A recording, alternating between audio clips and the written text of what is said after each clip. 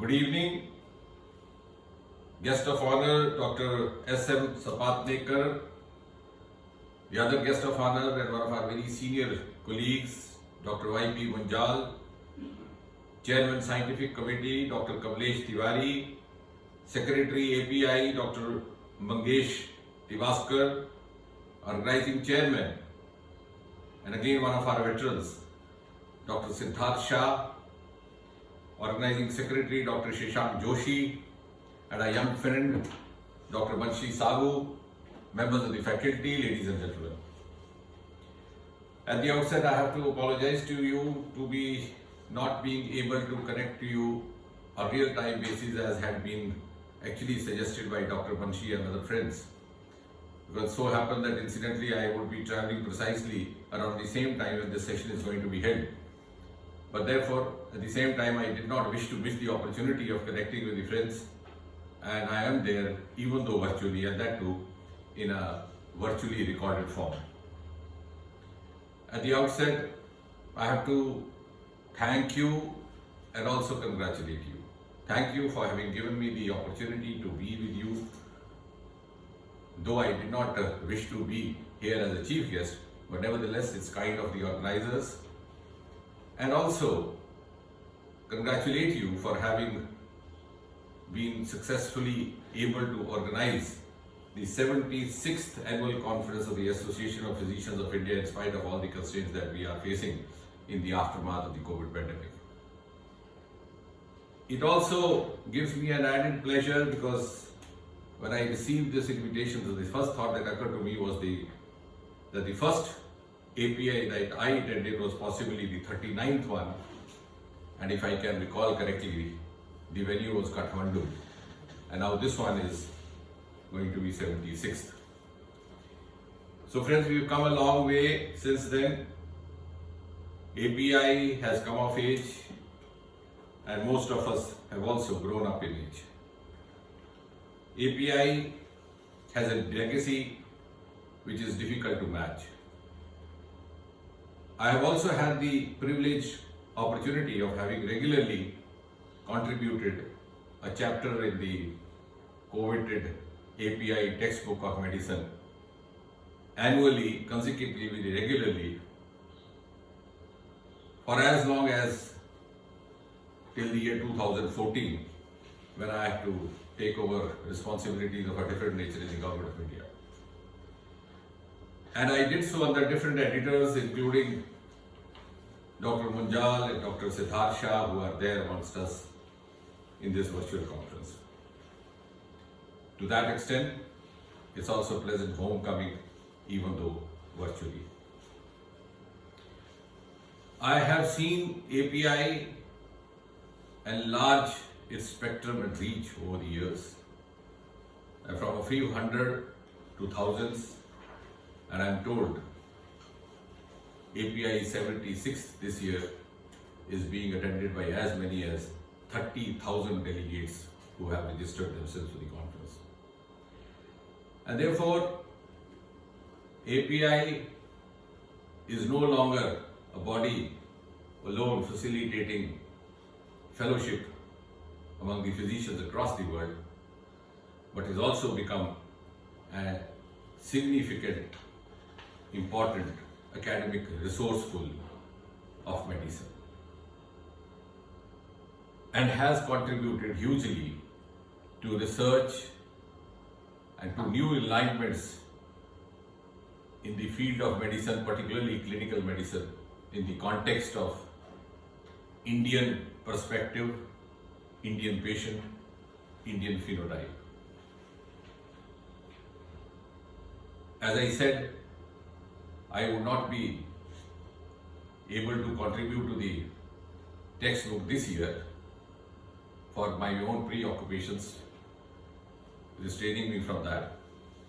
But I remember in API we had the tradition that each of the contributors was entitled to a copy of the textbook, and I'm sure Dr. Shashank Joshi and Banshi Sabu would not deprive me of that, even though I'm not a contributor this year. It's also pleasant and to an extent innovative to note the theme for API this year, which is that engaging minds, empowering medicine. And I can say with reasonable degree of conviction and also reasoning that this theme has been chosen at the most appropriate time. And I think this was the right time to have a theme for the API this year. Because among the many things that Corona taught us was how to engage minds without physical engagement.